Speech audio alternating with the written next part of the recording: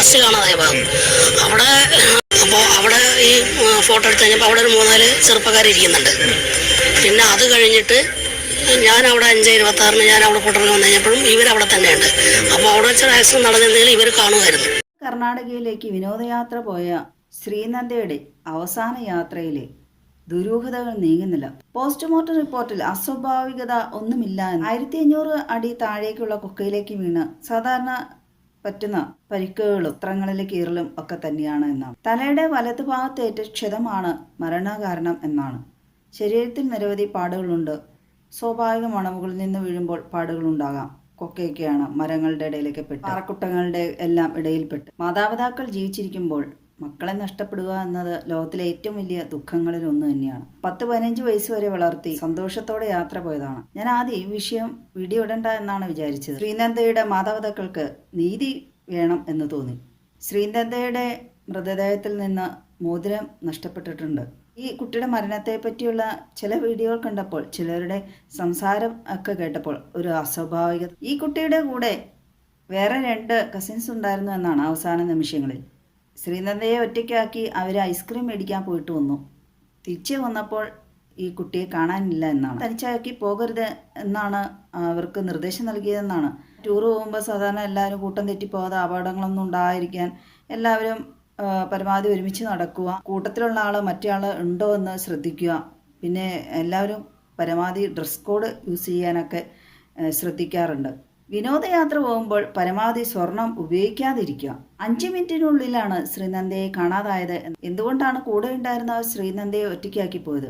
അതോ ഇനിയിപ്പോൾ ശ്രീനന്ദ അറിയാതെ വല്ല കാര്യം തെറ്റി വീണോ? അതോ ഇവർക്കെന്തെങ്കിലും കയ്യബദ്ധം പറ്റിയോ? കള്ളൻ കപ്പലിൽ തന്നെയോ എന്ന് ഞാൻ സംശയിക്കാൻ കാരണം, ശ്രീനന്ദ അവസാനമായി നിന്നിരുന്നിടത്ത് കാണാനില്ലാണ്ടായ ആ സ്ഥലത്ത് നിന്നല്ല ആ കുട്ടിയുടെ മൃതദേഹം ലഭിച്ചതെന്നാണ്.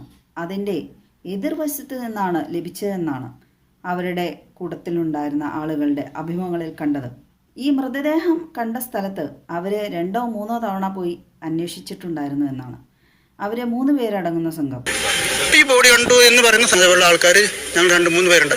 അവർ ആ ഭാഗത്തേക്ക് പോയിട്ടുണ്ട്. അപ്പോൾ ഈ കുട്ടിയെ അവസാനമായിട്ട് ഫോട്ടോയിൽ പെട്ട സമയവും ഞങ്ങൾ അന്വേഷിക്കാൻ തുടങ്ങിയ സമയവും നോക്കുമ്പോൾ ആ ഭാഗത്തേക്ക് ആ കുട്ടി പോയിട്ടില്ല. അപ്പോൾ ആ കുട്ടി എവിടെയെങ്കിലും താങ്ങി നിൽക്കുക, എന്തെങ്കിലും വസ്ത്രം എന്തെങ്കിലും കാണുന്നുണ്ട്, അങ്ങനെ സംഭവിക്കാം. എന്താ വെച്ചാൽ ആ കുട്ടി ഒറ്റയ്ക്ക് പോകാനുള്ള സാധ്യതയല്ല. പിന്നെ കാല് വഴുതിയിട്ട് എന്തെങ്കിലും അവിടെ ഉള്ള എന്താ പറയുക, അതിന് സംരക്ഷണ ഭിത്തി ഒന്നുമില്ല. അപ്പോൾ അതിങ്ങനെ ഞങ്ങൾ പലവട്ടം പോയതാണ്. അപ്പോൾ ആ ഭാഗത്തൊന്നും അവിടെ ഈ കുട്ടരെ കണ്ടില്ല.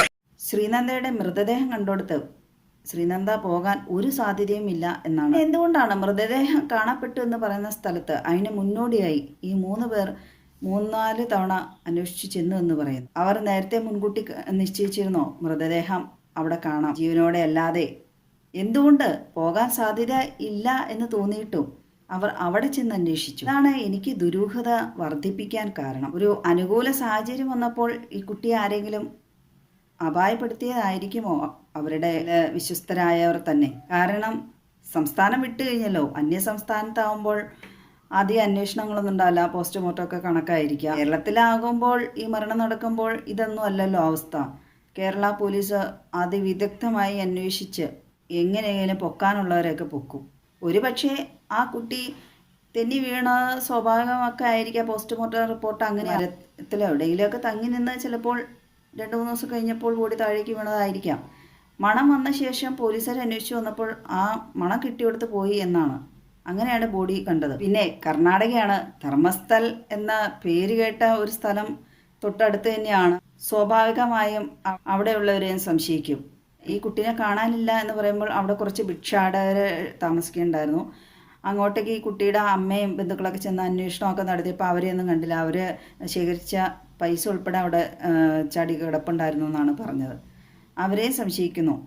പിന്നെ അവിടെ ഏതൊരു കടക്കാരൻ്റെ അടുത്തോട്ട് പോലീസ് നായ കുരച്ചുകൊണ്ട് ചെന്നു എന്നൊക്കെയാണ്. ഒരു പക്ഷേ അവരെല്ലാം മുങ്ങി എന്ന് പറയുന്നത് അവർക്കാർക്കും ഇതിൻ്റെ പുറകെ നടക്കാൻ കഴിയില്ലാത്തതുകൊണ്ടോ അന്യ സംസ്ഥാനക്കാരായതുകൊണ്ട് ഒക്കെ ആയിരിക്കാം. പിന്നെ കർണാടകയാണ് ലോകത്തിലെ ഏറ്റവും നൊട്ടോറിയസ് ക്രിമിനൽസ് ഉള്ള നാടാണ്. കഴുത്തറുത്ത് സ്വർണത്തിനും പണത്തിനും വേണ്ടി ആൾക്കാരെ കണ്ട് രസിച്ച് ആൾക്കാരെ കൊന്നിട്ട് പോകുന്ന ആളുകൾ ഉള്ള നാടാണ്. പിന്നെയും സംശയം തോന്നാൻ കാരണം മാതാപിതാക്കൾ കൊലപാതകം തന്നെയാണെന്ന് തറപ്പിച്ച് സംശയിച്ചത് കൊണ്ടാണ് പരാതി കൊടുത്തിരിക്കുന്നത്. ഇവർക്ക് ആരെങ്കിലും സംശയം ഉണ്ടായിരുന്നോ? ഇനി മാതാപിതാക്കളുടെ ഒപ്പം പോയിട്ടാണ് കുട്ടിയെ നഷ്ടമായത്. അത് ഏറെ വേദനാജനകം തന്നെ. ഒരുപക്ഷെ 10-15 വയസ്സുള്ള കുട്ടിയാണ്. ആ പ്രായത്തിലുള്ള വേറെ കുട്ടികളും ഉണ്ടാകും. അപ്പോൾ അവരുടെ കൂടെ ആണ് കുട്ടികൾ. ഇപ്പോഴത്തെ കുട്ടികൾ പ്രത്യേകിച്ചും ആ തരക്കാരുടെ കൂടെ നടക്കാനും എടുക്കാനാണ് അവർക്ക് ഇഷ്ടമുള്ളൂ. അങ്ങനെ കൂടുതൽ ശ്രദ്ധിച്ചിട്ടുണ്ടാവില്ലായിരിക്കാം. ശ്രീനന്ദയുടെ ബന്ധുക്കൾ എല്ലാം ആരോപിക്കുന്ന അവിടെയുള്ള ആളുകൾ അന്വേഷണത്തോട് സഹകരിക്കുന്നില്ല എന്നായിരുന്നു. ഒരുപക്ഷെ ഇതൊരു ടൂറിസ്റ്റ് പ്ലേസ് ആണ്. ആ ടൂറിസത്തേക്ക് അത് ബാധിച്ചാലോ എന്ന് വിചാരിച്ചായിരിക്കാം. പ്രത്യേകിച്ച് ആ ഭാഗങ്ങളിൽ CCTV ഇല്ല. അതിന് 10 കിലോമീറ്റർ മുമ്പ് വരെയാണ് CCTV ഉള്ളതെന്ന്. അതുകൊണ്ട് തന്നെ ശ്രീനന്ദയുടെ ഈ മരണം ദുരൂഹതകൾ നിറഞ്ഞായി തന്നെ തുടരുന്നു.